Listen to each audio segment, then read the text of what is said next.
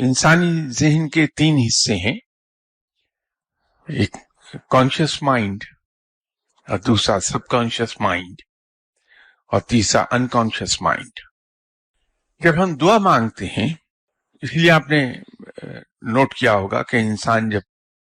کسی چیز کے بارے میں اس کی طلب شدت اختیار کر جائے تو وہ دعا مانگنا جب شروع کرتا ہے تو اس کی دعا میں خشوع و خضوع بہت ہوتا ہے، وہ پوری طرح ڈوب کے دعا مانگتا ہے۔ لیکن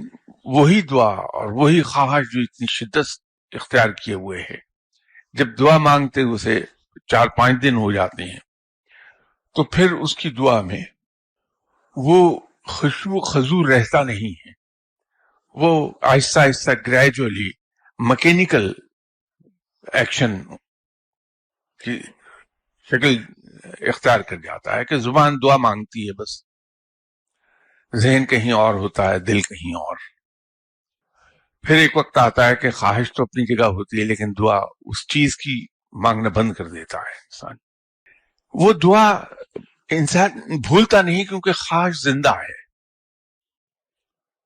وہ در حقیقت وہ دعا کانشیس مائنڈ سے سب کانشیس مائنڈ میں شفٹ ہو گئی ہوتی ہے اور ہمارا سب کانشیس مائنڈ اس کی دعا کرتا رہتا ہے۔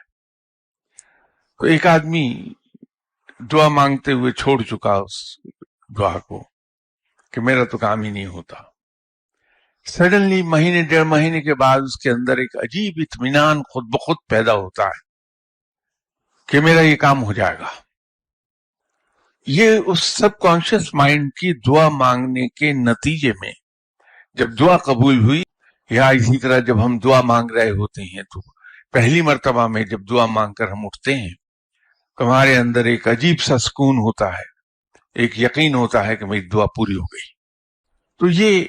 ایک انڈیکیشن ہے کہ دعا پوری ہو گئی کہ